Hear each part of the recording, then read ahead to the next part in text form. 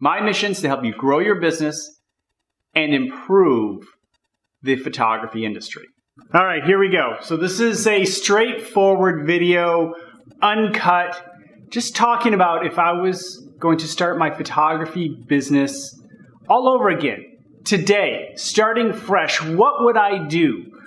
And obviously I'm pulling from the experiences I've had over the last few decades running photography businesses as the photography business has continued to change. I mean, I started off in the darkroom creating contact sheets, black and white contact sheets on film for reporters at the newspapers. And I worked my way up through scanning black and white, scanning color, into the digital age, into social media. And I continue to evolve. And I think that is probably one of the key points that you need to take away from this. You may be an older person feeling like I just got left behind. You may be a younger person who feels like I'm on top of this. I don't get why the older people don't get it. It's changed. The world has changed. Well, guess what? Tomorrow is going to be different too. And if you do not continue to evolve, you're going to get left behind. Whether you're 75, 55, or 25, it does not matter. You will be left behind if you do not continuously evolve. And that's the advantage you need to take on. And, you know, photography has been such an amazing part of my life.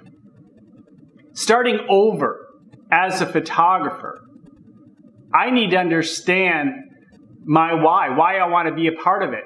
Why I want this kind of career, the ups and the downs of a photography business, which there can be many. But I love being a part. There's something about having a camera that has gotten me through, you know, many lines that other people can't cross, you know, especially as a photojournalist. But even in everyday life, when you have a camera, you know, just capturing history, capturing moments in time, it's so powerful, whether it's for a client or for yourself. And I could never give that up. So I want to talk about what I would do, you know, and there are a few things I want to talk about. I mean, obviously the processes that I would improve in my business if I was starting today, the marketing that I would take on if I was starting today. But I want to briefly just talk about the coaching group that I'm starting. This is very brief, small part of the video. But over at pro.roshsillars.com or pro.roshsillars.com/offer, that is where I have my registration open for 10 days. And it's going to be 10 days only, where we can have group coaching using Zoom. We have a forum, and I'm uploading a whole bunch of great stuff, downloads, and just content that's not available anymore on the web that I think is really important. Some of my pricing modules, my pricing for photographers that people had to pay for before, a lot of those key modules are now free in that group. So I'm going to continue to do that. I'm going to continue to add and answer your questions, and I'm really looking forward to the live Zoom groups where you can ask me questions and we can support each other growing our photography business. If you have, you know, a sticking point, a pain point in your photography business, or wondering if, you know, a certain type of marketing technique might be useful. And I think, hey, if you need that additional support, it's $39 a month with the code VIDEO, which is only good through June 3rd. With that code, you can get it for $29, and it's $29 until you decide to stop. So this is only available in these videos. So take advantage of that if that is something that is of value to you, that you think you will find valuable and interesting and want to be a part of. So enough of that. I think it's important to offer something like that after these 31 days. This is the 31 video. Hard to believe. It has been an exhausting month with all the work that I do and keeping up with these videos, but it was worth it. I have this playlist of information, and let me tell you, I have many more videos that I could have created and haven't created, and I'll continue to create a good 1, 2, maybe even 3 videos a week to support you. I'll go live once in a while to support you. And so this continues. This channel grows. And I hope you will be a part of it. Subscribe. Hit the bell icon so you're notified when I go live. All right, so let's talk about the process. We talk about marketing in a few moments, but the process, I have, as you know, the combination code. We'll talk about that a little bit later, but I have a combination 7531, which helps support me in my focus of my business, and hopefully it helps you. And the 7 is 7 sources of income, 5 processes, and 5 people to support your photography business, and 3 processes to focus on, to be aware of, focusing on 3 at a time, and then 1 channel building, which for many of us as photographers is Instagram, but others it is Pinterest or even Facebook. For some, such as myself these days, YouTube, although much of my career is built off of Twitter. And so I still have a good following on Twitter, but YouTube is kind of my place right now. So the success combination is important, and the 7 sources of income is okay to focus on over time. Getting that support group is very helpful, and again, that's why I opened the coaching group. But it's focusing on those processes to really improve. And this is what I would do today if I was starting all over. I'd focus on 3 processes to start off. I would focus on my sales process, improving that, figuring out what people want and how to improve it. And that brings me to another thought I'll get to in a moment. But I would also focus on improving the delivery of my images. Make it a seamless, easy process that people feel like, wow, that was easy. I got exactly what I want. Approval processes or viewing processes and viewing the images and then getting those images delivered, that whole process, and just continuously streamlining that. That would be my focus. My other one would be follow-up, because follow-up is so important. That's the area where a lot of photographers drop the ball. When you have people who like your work and you don't keep in touch with them, that's how you grow a business. And so that's why I think that is so darn important. The sales process, obviously, getting into, discovering why you. And when we think about sales, we think about beating the competition. I know for a fact that, again, competition's irrelevant. If you go into the business worrying about your competition, you need to go in, and I certainly, if I was starting all over, I would just focus on, I would be inspired by other photographers. I would look at what other people are doing and apply some of it to what I'm doing and try to, again, separate myself, develop my own style. But you have to ignore the competition when it comes to developing your business, because there is so much competition. It just doesn't matter anymore. It truly does not matter. You cannot compete. Nobody can compete if you're competing with other people. You can only compete with yourself. And so I would focus on continuously, like those processes, improve my photography, continuously trying to improve my photography. Here's the bottom line. You who are watching me right now very well could be a much better photographer than I am. And believe me, there are people around you who are much better photographers than you. But that has nothing to do with if they are going to be in business next year. Nothing. If they are really good photographers and have good business skills, well then, yeah, they very well may be in business next year. They understand what they need to do. The post-production, improving your post-production is never ending and continuously learning, and there's always something new to learn. And I think you should always be experimenting with new styles that you can add to your portfolio. But it has to be your style. You can't go from one style to another style to another style. I wouldn't do that. I would start with one style and then build off of it and grow it. And as you build off that one style, you're making it your own. If I were to say, oh, here's a great style this photographer's doing, I'm going to copy that. Now, yes, you may partially make it your own, but then you see another style, oh, I'm doing that. So these two styles are totally different. You don't want that. You want to build off of one style that you like and build off of that. Does that not mean you can't have other styles? You may have 2 or 3 over time, but start with the one and gain traction from there. Pricing, man, pricing is such a tough area, and that's why this channel was started with the idea that it was focusing on pricing. I burned out pretty quickly on that, but I have a lot of good material on pricing on this channel, especially if you look at some of the first videos. And I've expanded it out as the channel's grown to the business of photography. And I'll say there's so much I can talk about there. I have my other channel, which is Rosh.video. We'll take you to the other YouTube channel. And that's kind of my playground now. That's where I experiment with marketing and ideas and concepts, where I come up with the combination 7531 over there, and in developing your unique success combination. And for photographers, the unique success combination obviously is developing that style along with your pricing and how you run your business. And there are different elements to that. So, finding your unique success combination quite often, again, that's 7531. And I have that video with all 10 of those elements. Where are you in this business? You might want to take a look at that too.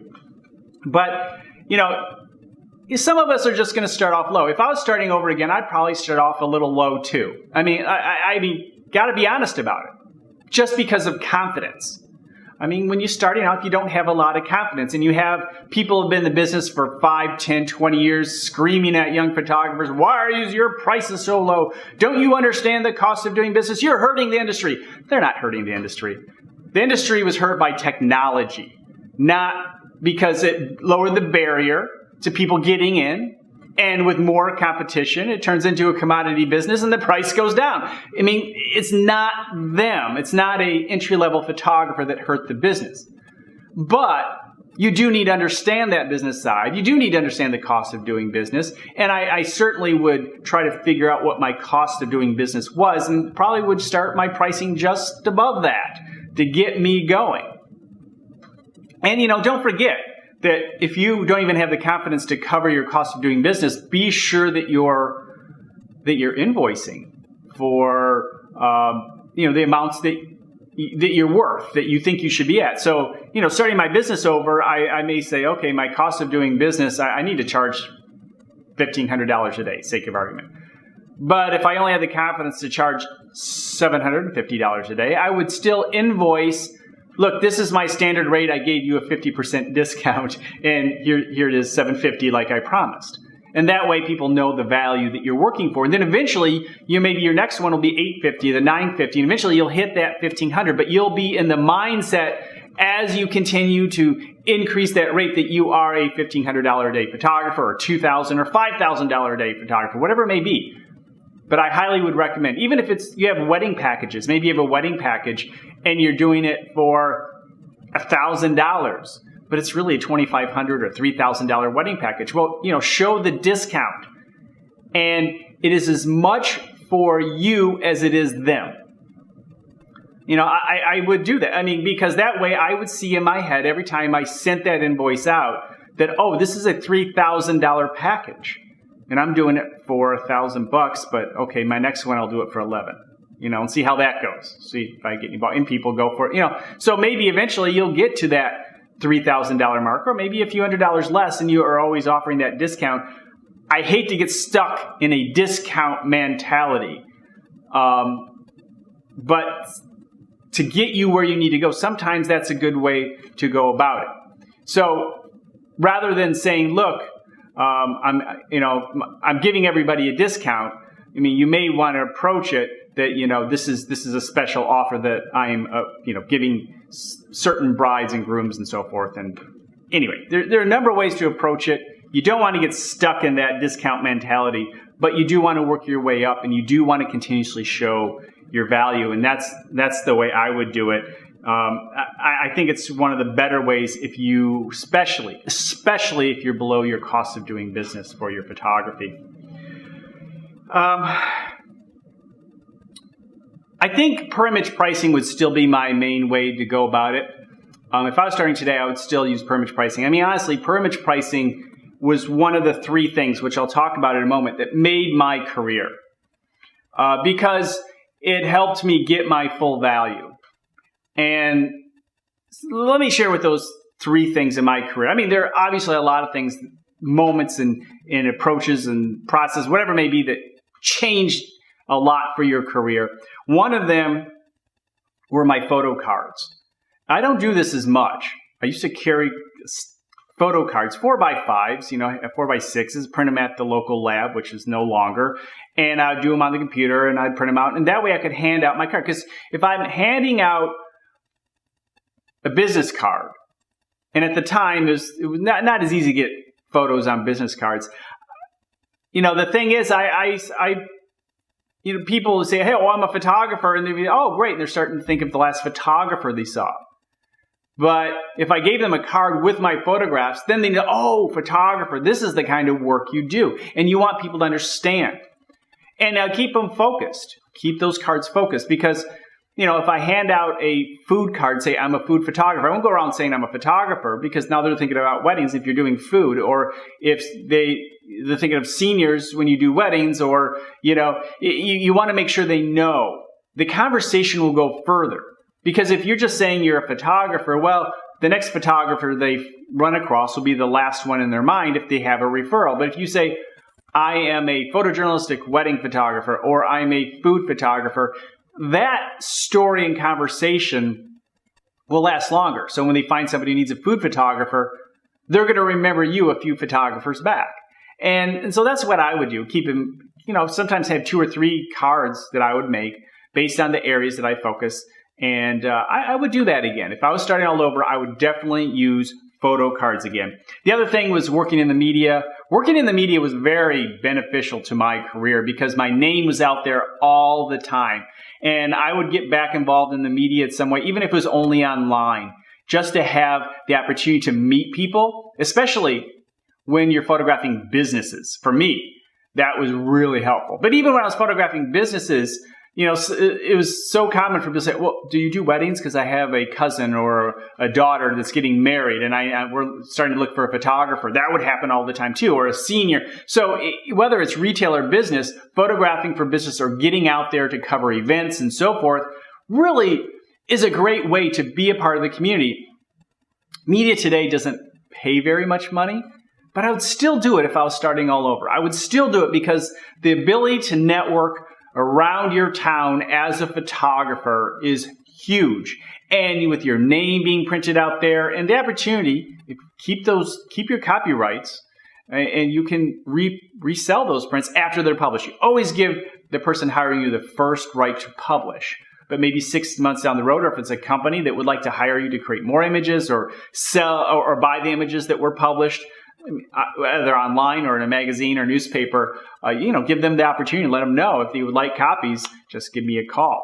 So make sure you work something out with the publisher if you can, and maybe you have a lower rate, but believe me, I found that I made 6 times more during my heyday of media by selling reprints than I did for the actual assignment. So today, media really is an advertising, networking avenue as a photographer, which is much different. It was that case before, but I felt I could make a career, and I did. I worked as a daily newspaper photographer. I worked as a magazine photographer. And even a weekly newspaper photographer. So I've done a lot of those things, and I actually made money then. And today it's a lot harder, but it's still highly valuable. The other one was the per image pricing, as I mentioned. And per image pricing, using that system and learning how to sell it really helped me make more money in situations where I may have said, oh, $1,200 a day, I was making $3,500 because of the per image pricing. I put the value on the image versus the time. And when I made that switch, my income went up a lot. Now, maybe I can't get the same prices as easily. I don't know. Maybe there are different ways you need to structure it. But some people use partial day rate or hourly rate plus per image. That's not a bad way to go. You have to experiment. I'm in the Metro Detroit area. It certainly is a tough market, but it's a good market. A lot of opportunities these days here as a growing, places that were bare bones abandoned buildings are now thriving neighborhood, or maybe not so much neighborhoods as maybe restaurant rows and things like that. It's coming back in many areas of Detroit, and there are a lot of opportunities, a lot of startup, a lot of tech, a lot of food startup, which is great as a food photographer. So there's some good opportunities, and the per-image pricing model helps keep control of the budget in the client's hands. It's a win-win. I think those were the three things that really benefited me. Using the photo cards, being involved in the media, and my per-image pricing. All three of those were keys, and I would use all three of those again. Are there other things? Absolutely. But those are the three that I think I would continue to use. All right. I want you to notice something, that I haven't been talking about cameras and equipment and techniques and things like that because that's such a non-issue. I mean, yes, you want a camera that does, I mean, I shoot mostly manual anyway for everything, so, I mean, that's helpful. I mean, there are reasons why you pick a pro photo over an Alien B, and a lot of it is recycling time and consistency. I mean, those are some key issues. And if those things are really important, maybe in the fashion world, great. But if it's not, maybe an Alien B or an Einstein works just fine for you. Maybe a Rebel will be just fine for you. Put a nice, kind of battery pack underneath it, gives it a little more heft and looks like a good solid camera. And it is a good solid camera. But especially if you're in studio. But if you're beating your camera around, maybe you need a more sturdy camera. I mean, you have to pick the equipment that is right for the type of photography you do. As a photojournalist, we always had to have really tough cameras because our cameras get beaten up. I would put more money into the lenses than I would the camera. But that's not the most important thing. Creating great images, having good sharp images. Obviously, going beyond kit lenses is probably helpful if you're going to be a professional. But if that's all you have to start off with, then start there and continue to learn on the post side. And, these days post is certainly more important than pre-production, although, being organized ahead of time and planning ahead of time will help make a photo assignment much more successful. But there's not as much that you have to do, at least in my experience. Maybe there's some areas of photography you need to spend more time on the pre-production than the post, but it seems to have shifted through the years. All right, marketing. What would I do if I was starting all over today? What kind of marketing would I do? Number one, to get some quick wins, I would definitely look for partnerships. For me, in the commercial world, I would look for website designers. I would get out there and try to connect with website designers for opportunities, give them a good deal on pricing, where hopefully volume plays a role there. Because a lot of website designers and developers, they want good imagery. And a lot of times, they need new portraits for the website, or they need, pictures of a facility. I mean, there are a lot of reasons. They may still use a lot of stock, but there are things that they need in that website to make it real and human and stock kind of, sometimes it's a product. I mean, the product needs to be photographed. So that's what I would be doing. And then I would look for other people. If I was within seniors or weddings, I would definitely try to connect with other people, businesses that are going after the same clients. Event planners, for example, is another group of people that I would probably go after. Public relations partnerships. I mean, there are many ways, there are many partnerships that you can work together to build a business. And if you go in with that mentality, is not as, again, the photographer. Starting today, I certainly wouldn't go anywhere as the desperate photographer needing work. I'd go in as a business person trying to develop a partnership where we can build our businesses together and I can support them in a way that maybe gives them benefit, knowing that they have a really good photographer for portraits if they're a public relations firm. Automatic, they can put it part of their package, for example. And it might give them an advantage when selling certain packages or their work or making them look professional. Again, get creative, try new things, and you're going to find the partners out there. All right, so that's where I would go. The partnerships I think are really important, and that those are the areas that I most certainly would focus on. I would also look at SEO, most certainly. SEO truly, helped me grow. I still get a lot of business. I mean, tens of thousands of dollars.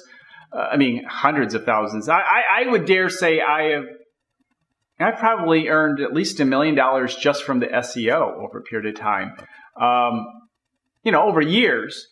But SEO has been huge. And I definitely more than that with all the companies that I've worked with, that I've been a part of, and I used SEO to help us gain business. That it's certainly, well into the seven figures, because people are searching for what we do online. But you need to focus in on your specific. When it comes to marketing, I would pick one thing to develop the marketing. Doesn't mean I'll do other things, but I'd probably start with food and develop my SEO, search engine optimization for food. Get found on Google, any kind of advertising, become known for food, but then also have other portfolios out there, other supporting portfolios. And, you can use subdomains, you can use folders on this site. It doesn't matter, but I would have very specific, not mixing them all up, all the different types. Not even commercial. Some people separate, okay, here's my wedding, seniors, and my commercial. No. Weddings, seniors, babies, 3 different ones. And if it was commercial, I would have food or architecture, interiors. I would separate them all out. Product, manufacturing, just corporate headshots. I'd be very specific with the SEO to be found within my city. And I have a couple of videos on SEO. I would recommend you check those out. But SEO would definitely be high on that list. If I was to start with Instagram today, social media today, it would be, surprise, Instagram. That's certainly where I would start to show my work. It's not the portfolio. The portfolio lies on your website, but Instagram is probably the place that I would start as my channel. 7531, one being channel building, and I would probably start with Instagram to build. But there's still some opportunity with Facebook, not Facebook business pages, but the relationships that you have on Facebook. Friends, family, cousins, old high school sweethearts, and grandparents. You have everybody there. And they know you, and many of them like you. Maybe not the old high school sweetheart, but they like you for the most part, and would probably refer you. I think that's certainly a good place to go. So I'm not saying ignore the other channels, but have one where you're developing your expertise. And again, when I'm talking about the marketing, focus. So I would have a food Instagram. If I wanted to do architectural Instagram or wedding, then I would have a separate account for each one of those. It's the way I do it. But you can't start off with all of them and then expect to gain traction. You really do need to start with one. Gain the traction of one so you can start earning some business and at least some awareness of your work and go from there. So that's certainly what I would do. I think it certainly is an important way to go.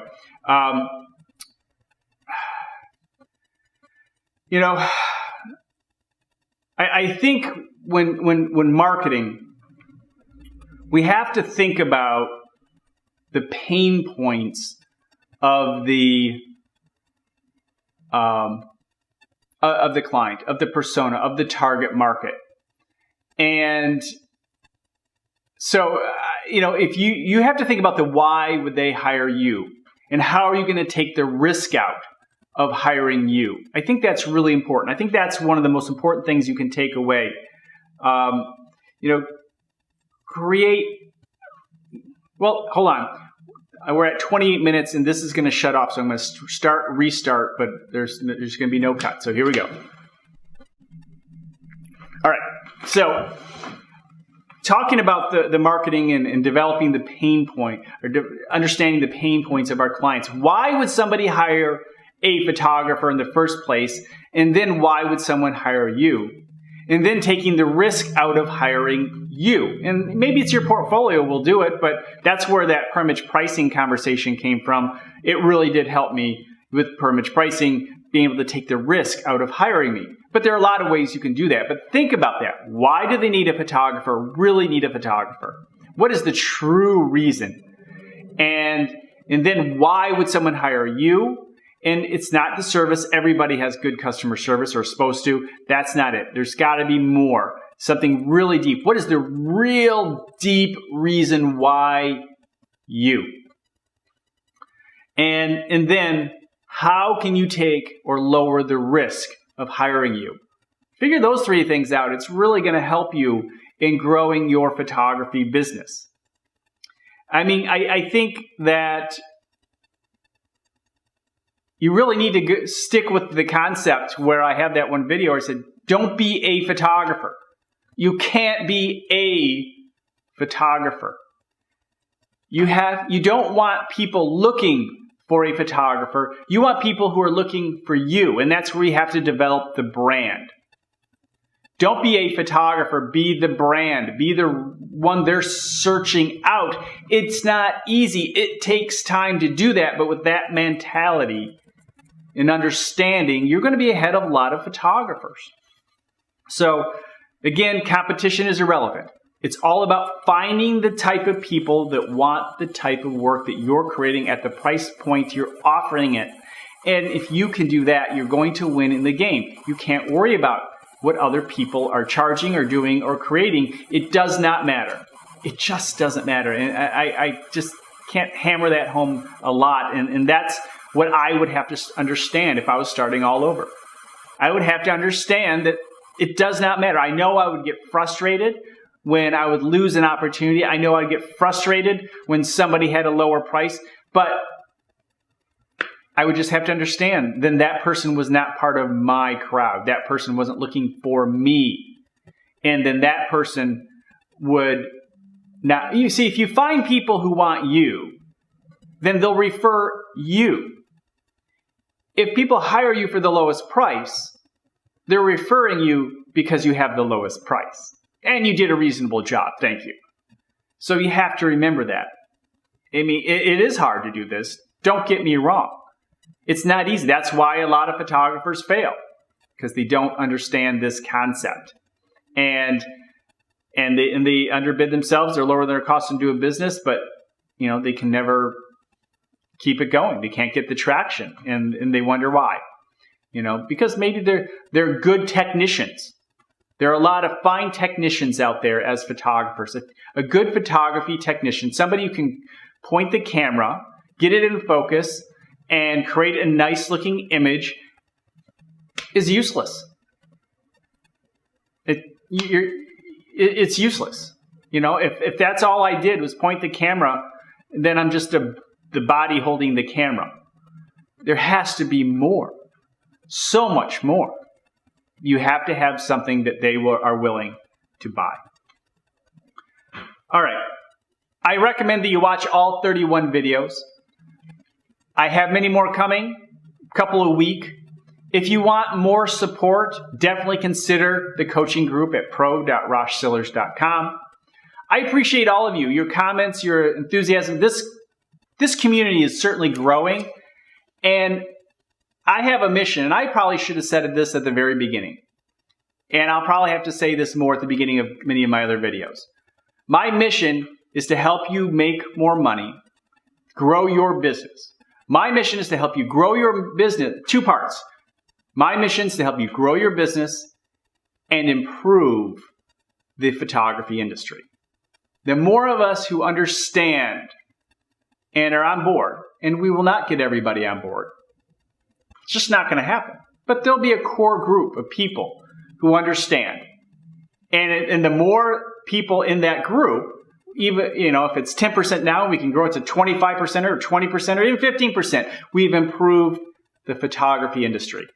So send people over to the channel. Ask me questions. How can we? You're part of this process. We are part of the process of improving this industry. And in the process, we're improving our business. And in the process, we're creating a business that's sustainable, which will allow us to do what we love to do for a living, and that is photograph. Thank you so much. I appreciate all of you. We'll see you in the next video.